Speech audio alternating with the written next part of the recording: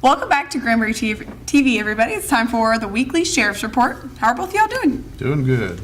Good. How has the week been? Well, that's been busy. We've had a lot going on.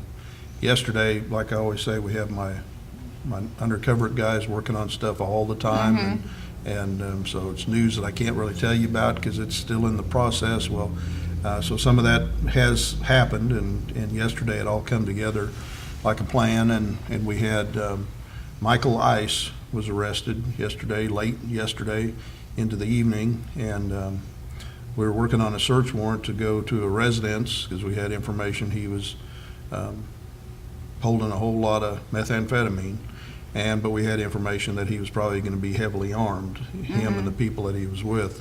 So we're not going to take that lightly. So called out the SWAT team, got them geared up and ready to go. And then we got information that they were on the move, and we were going to go ahead and get a traffic stop on them, and figured we could do it as more safely than any other way, like going to a house. And so we had it planned on a traffic stop, and they decided they wanted to stop off do a little shopping. So we went back to Pocket Change and the Smoke Shack and kind of stirred up the neighborhood out there. They thought we were back at both of those businesses out there, and because of them, but it wasn't because of them. It was because our bad guy stopped off at the Smoke Shack to do some shopping, and so the SWAT guys took him into custody, and he is in jail and going to be arraigned this morning. The judge was up at the office when we left, so we don't know exactly what that bond is going to be set at, but there's a number of charges that he's going to be charged with. And we had a warrant on him in the first place, a felony warrant, and then he was found with drugs on his body, on his person, so he's charged with that. Plus he had, the grand total was 3.1 grams of methamphetamine, and he had a pistol, and then had a stolen TV with him. So we just had information yesterday about theft in the city, and so it looks like we solved that case for the city. So I talked to Captain Hines last night about that, and they're going to get with my guys this morning to get that all cleared up. So I think they had some suspects, and we got their suspect in custody now. So that's a good thing, and we were concerned, I was very concerned about the threat of these guys having weapons and not scared to use them. They always talk pretty tough, and I've got to take it all serious. I can't take a chance and think that, oh, it's just all talk, but we're going to take it serious and deal with it accordingly. So we did, and he's in custody and safely locked away in my jail. Well, that's good. Get him off the streets. Yep.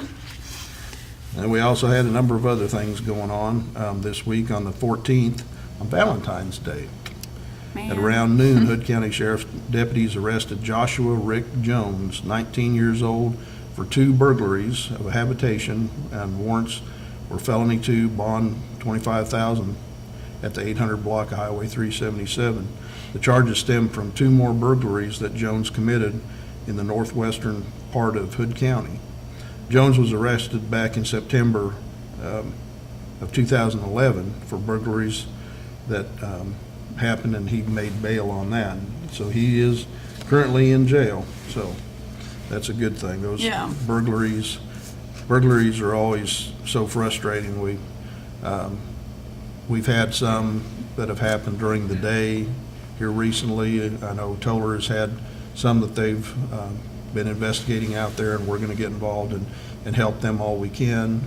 And burglaries are bad. It's almost as bad as a violent crime because because it's so personal when they break into your home and take your stuff, and you just feel even more violated because of that. So I know that's one of our Crime Stoppers deals that Captain East is going to talk about this morning. So it's always good when we can get one of these burglars in custody and know he's safe and out of commission and not going to terrorize any more citizens.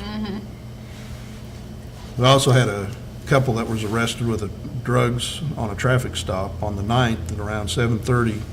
A deputy observed a vehicle speeding on Oak Trail Drive.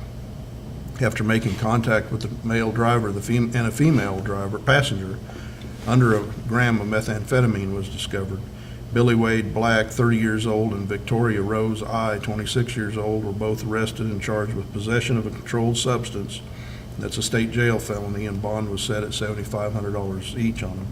Black was also charged with driving while a license was suspended, and he had previous convictions, and so that's bumps it up, and he's in more trouble at a Class B bond 2,000.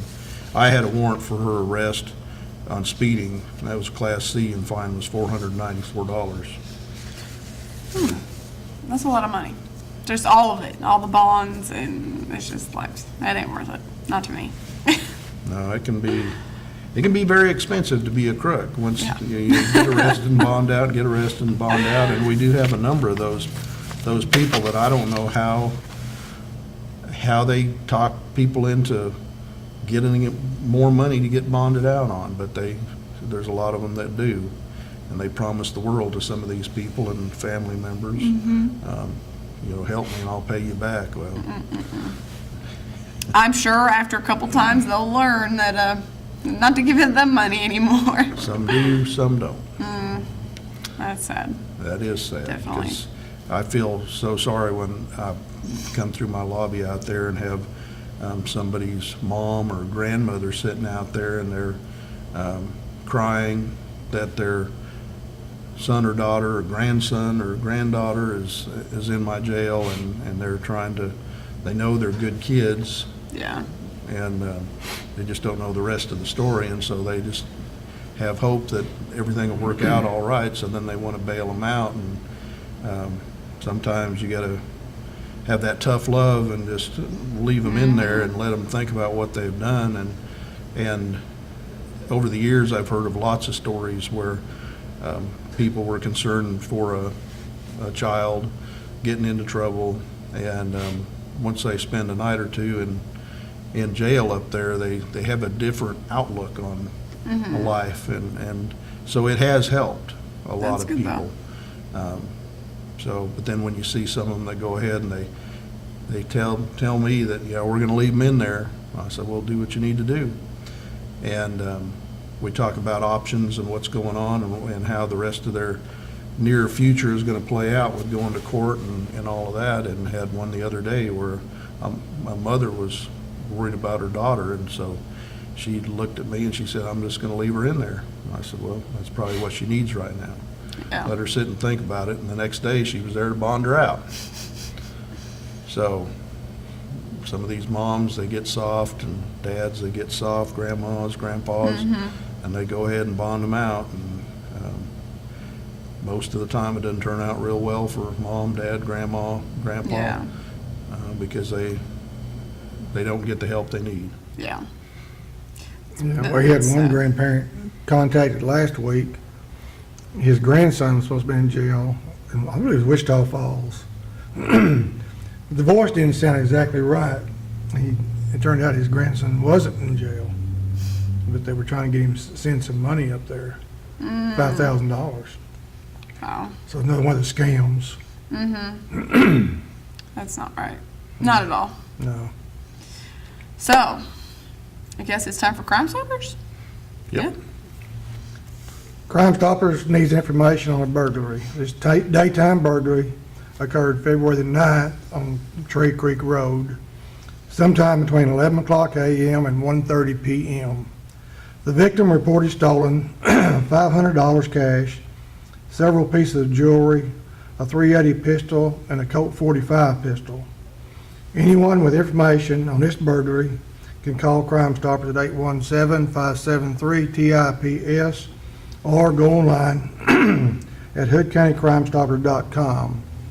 You will remain anonymous, and if you're tipped, at least an arrest, you could receive up to $1,000 cash reward. Some of these crooks, they have some guts to go, in the daytime and go steal things. Yeah. But it has happened to my family before too. So I understand the whole, daytime thing. They've got some serious guts, or they really need some money to do that during the day. That's just. Part of this jewelry was handed down from a grandmother, so it was, you can't replace that kind of stuff. Yeah, definitely not. Well, is that it that y'all have for today?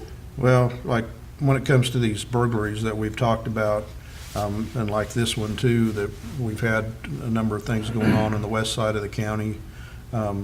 This one really isn't west side, this is south. But there has been a number of things going on, and we work very closely with the city of Granbury all the time. And we try to work with the surrounding counties, but we're going to get together, have a meeting with Erath County investigators and compare notes. A lot of times the burglars, we don't have any real good information because it's a burglar that doesn't live here, he lives someplace else. And I've heard that they've had some events like burglaries taking place over there in Erath County, so I intend on getting with their investigators and trying to see if we can compare notes and try to get stuff solved for us over here in Hood County and help them over in Erath County. And that's what it takes, is a big team effort, everybody working together to protect each other's citizens of each county. So I intend on doing that so we can get a lot of these solved and get these people off the streets. Awesome. And recover hopefully all the missing stuff. So Yeah. That would be good. I know if it was me and it was my grandma's jewelry, I would be very upset. So I understand. Well, we appreciate y'all coming in every week, and we never can say thank you enough for coming in and letting us know what's going on. well, thank you. I think it's very important that the citizens know what's going on out there. There's some people that they like to think that Hood County is a nice, quiet little county that nothing much goes on, but unfortunately there is stuff going on, and I want you to know that we are doing all we can out there to take care of it, to be proactive about it, stay on top of it. And then unfortunately after the fact with some of these burglaries, then we're going to work hard to get all those solved so this can stay a nice, quiet county, rural county out here. But it's good, I think, that the citizens know what's going on and can kind of be involved with what's going on. And that helps us with these Crime Stoppers reports.